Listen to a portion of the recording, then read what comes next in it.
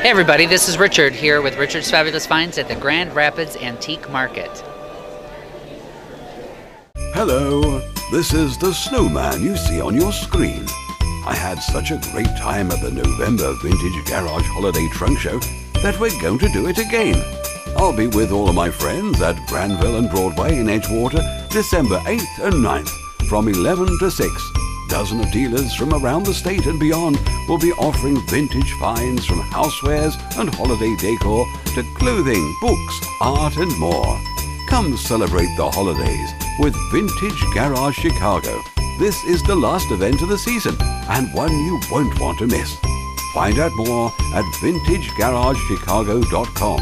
Operated by me, the Snowman, and Vintage Promotions, LLC. We'll see you there. Would you like to come back next year? I would. Tell me when we're starting here, so we're... 3, 2, 1. Here's next year, Antiques in Charlottesville. 3, 2, 1. We love Antiques in Charlottesville, and we'll see you next year. I'm looking forward to next year. Can't wait to come back to Charlottesville. See you next year. 3, 2, 1. Here's to next year at Antiques in Charlottesville. Oh, God.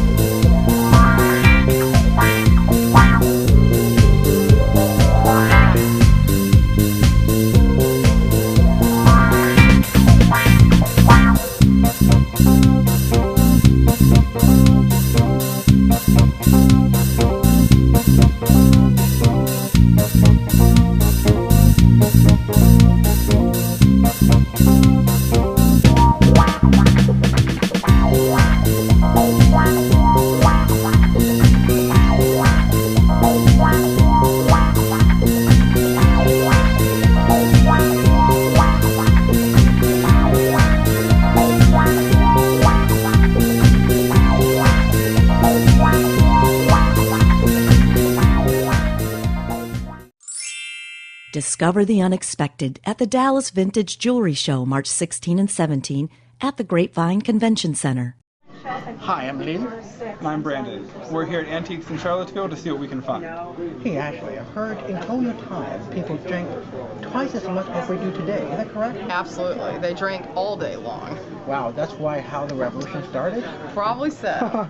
I have noticed this one called syllabub glass. What does it mean? Well, in the colonial times, syllabub was actually a drink. Oh. And so the form of this glass took on the name of the drink. So how do I know whether a glass is blown glass or a cut glass? Well, the best way to tell is to look at the bottom of a glass. Okay. And you can tell pretty much everything. This is a polished pontil. Mm-hmm. It was hand blown, and then the pontil on this one was polished instead of rough cut, like this glass. I definitely feel. And then this glass was those cut wines tend to be, you know, $100 or less. Right. The early 18th century glasses, which this form is in, it tends to be anywhere in the $100 to $200 range. So you can, you know, upgrade as you progress. So I noticed these pieces here, and what can you tell me about them? These are French, and they are malachite. They're in the form of an obelisk, and they're decorative. It's something that you would put on a mantle or a table. You know, malachite is a semi-precious stone, and it's thin sheets of malachite that are attached to some marble underneath. And they're priced at $125 for the pair. Is this one piece or two piece? That's a one piece called a Gemmel bottle. So I can pick it up. So Bruce, what did it use for? Well, it's basically what we call an end of the day, when the workmen could make things for themselves. And this is two bottles joined together, and you could use it for anything. You keep a cork in the end and two different liquids that you wanted to put in, be they alcoholic or oils or whatever. So it's double enjoyment. It's double enjoyment, and they were made in England, they were made here, South Jersey. They're a little bit hard to call from the area, being glass, but they're very collectible. And so how were you dated? How were you dated? well, we date it roughly the first half of the 19th century, but we'd be sloppy on the dates, so we're giving it that 50-year leeway there. So how much is it sell? This is $325. I'm kind of interested in these, and I really know nothing about jewelry, so I was wondering if you could tell me a little bit about these pieces. Certainly. These are American jewelry. I know from the way the catch is done that they're from the period 1890 to about 1910. They're gold. They're real gold, 14 karat and 10 karat, and they have real stones. Little sapphire there, sapphire and diamond, a ruby, and a peridot up here. And they're very reasonably priced. They're $125 and less. Does that mean lizard? It does mean lizard. Right. And what we have here is I bought a series. These were pulled down instructionals from a German school, and it just shows the skeletal arrangements of animals. And I had snakes, frogs, fish, dogs, cats, and they're so graphic. They were rolled up like the maps, and you would pull down, and that's what you have. This is so graphic. This is what all the Nest magazines are showing right now. Graphic, you get a lot of there's just a lot of punch. The way the dark background and the way it's in reverse. Yeah, I would like to have it in and my certainly apartment. affordable. Certainly affordable. Great. Because oil paintings aren't for everybody. Well, these are special because they were done by Augustin Edouard, who was a Frenchman who went to England and made his fortune cutting silhouettes, which were the poor man's type of photography in that day and time. He also came to America and was here for about 10 years cutting prominent Americans' portraits. And they would have silhouettes, and they would have sometimes their whole families cut.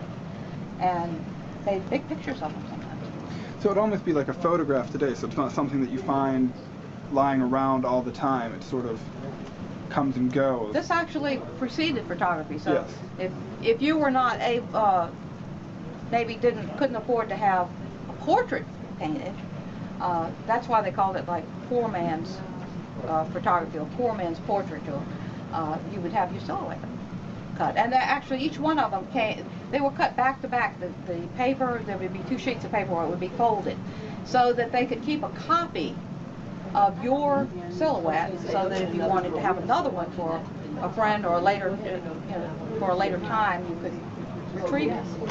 And the information about that is on the back of each one of these. So this would have been in the book where they would have kept the spare, and it tells who this man is, where he's from, the date that it was cut, and who cut it. I've left the horsehair. This is called horsehair. Right. And the muslin, just so you can see how they were done in the period. It is a period original slip seat as well. So this is our real horsehair? That's real horsehair. Wow, that's cool. And what is this kind of form? There are 2 schools of thought. They're known as either ribbon back or ladder back. Ladder back people generally think of the more primitive turn chairs, but this is a fine finished chair, dining chair from about 1780, 1785, made of mahogany, and it comes from eastern Maryland. Maryland. Right. These piercings are uninterrupted, and they slightly vary, which is seen around Annapolis, Maryland, and also Portsmouth, New Hampshire. But because of the secondary woods used, it's a southern chair. Okay. So how much you ask for it? Just under $450. What's this table used for? This is a table out of an old department store in Richmond, Virginia. It was used for merchandise, display type table. It's great for a potting bench. You can make a potting bench out of it, inside or out. Nice legs on it. Yeah, so this you can do the gardening outside, or you can have a balcony and put things there, right? Sure, you could bring it in. It would make a nice kitchen island. Small kitchen island would be great as well. So, how old is it? This is probably, the store was 1930s, so it's probably from the 30s, 40s era. Right, you look very lean and fit well in the modern. Well, and you put the stuff on it, keep it from falling off. Your merchandise, which is good for the potting, used for a potting table with your dirts and your pots and stuff. So how much you sell for? This is $325. So what can you tell me about this piece? First and most important is the type of print that it is. It's a chromolithograph, which was at the turn of the 19th century, mid-19th century, was a new form of printing. It was a little quicker and less expensive than stone lithography. So you were able to print and sell these at a lower cost to your customers. And it was very subtle coloring. And you were able to do these wonderful travel books showing places that you had been to as a souvenir, a remembrance. So it became a way for more people to own art. How much would this piece be? It retails for $125, which is a very inexpensive amount for a print of this age. It's done in 1860. So it's a way to get started and collecting art without having to pay out a lot of money. Yeah, I love the price on it. Thank you. Hi, I noticed this is something look very like China, but it's something different. What it is? It's called a shrimp dish. It's a Chinese porcelain Canton shrimp dish. And one of my favorite dealers who is not living now was named Tom Porsche. And anyone who really bought porcelains knew of him. And he told me this is one of the hardest pieces to find. And it has either a museum deacquisition number or an inventory number on the back. Great. So actually people just put the shrimp on it? It's what it was traditionally used for, shrimp. So it's used very... And it has these little eyes that kind of look like shrimp. Great. Yeah, and this is very durable to use for? You can put it in your dishwasher with impunity. Well, I love that. So, how much you sell for? Well, I had like $345 on it, but I could do $295. Great, thank you. Thank you. Vintage jewelry is all the rage, but where do you find it? The Dallas Vintage Jewelry Show is the place to find vintage jewelry, accessories, silver, bakelite, lucite, gold, cameos, and more. 50 dealers from throughout the South and Midwest will be bringing their fine and vintage jewelry to the Grapevine Convention Center, March 16th and 17th, 2012. Wow your friends with a unique vintage find from the largest show of its kind anywhere. Find out more at DallasVintageJewelry.com.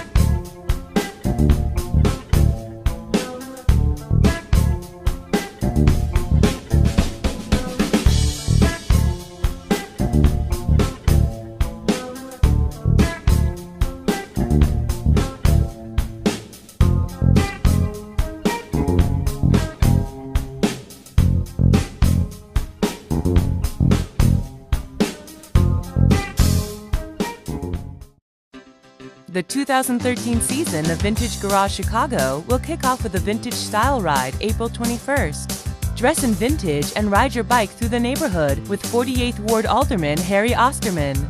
Make a few stops along the way and learn about the exciting biking initiatives and infrastructure coming to the community. Vintage Garage Chicago will be open and filled with vintage finds from 9 a.m. until 5 p.m. Participants in the Style Ride can also have their photo taken with their bike by the Vintage Garage Chicago photographer and be eligible to win a $50 gift certificate to spend in the garage. Then come back the third Sunday of each month for more vintage fun and finds at Chicago's own Vintage Garage. It all starts Sunday, April 21st at 11 a.m. at 5051 North Broadway, near the Argyle stop on the Red Line. Find out more at www.vintagegaragechicago.com.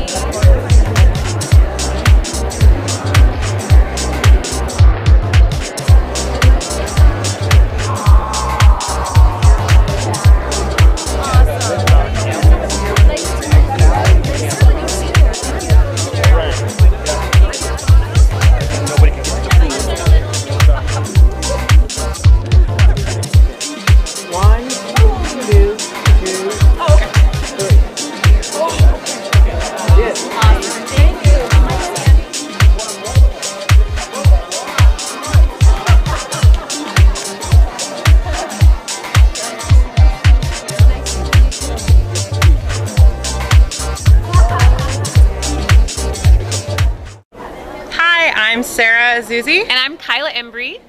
And we are Lost Girls Vintage. And we're here at the Grand Rapids Antique Market.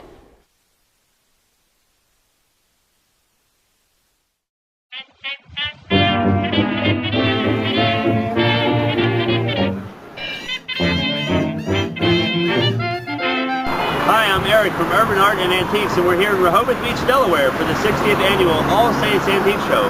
Let's go in and see what we can find.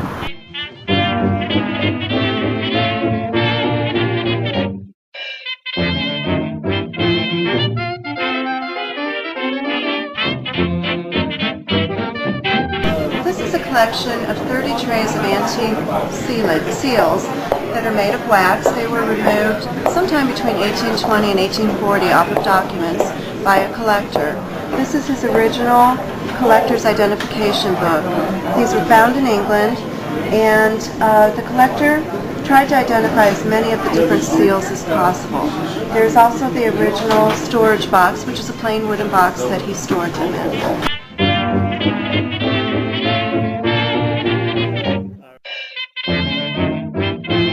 The main event is that basically there are two kinds of artists involved in this work: the colorist and the engraver. That's right. Actually, there was three. There was actually the artist, the engraver, and then the colorist. The artist would actually go out on the scene and do the artistic rendering, bring it back to the engraver, which then the engraver, a separate set of skills, would actually engrave that artist's work onto the steel plate.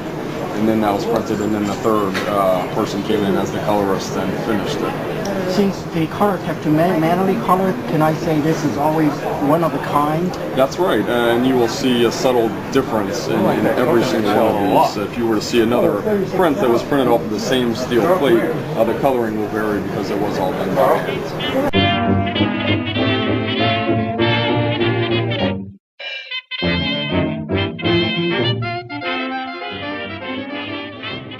Edwin Dawes was also the name of Donald Teague, and he worked as Donald Teague for the Post, but he worked as Edwin Dawes for Collier's magazine. And he was born in 1897. He died in 1991. This was published in December of 1944 for Collier's. So if I actually want to buy a poster, I can find exactly for this one, but this one is... This is the original artwork for this magazine, for this story. hope you enjoyed the show and the beach. See you next year at the All Saints Antique Show.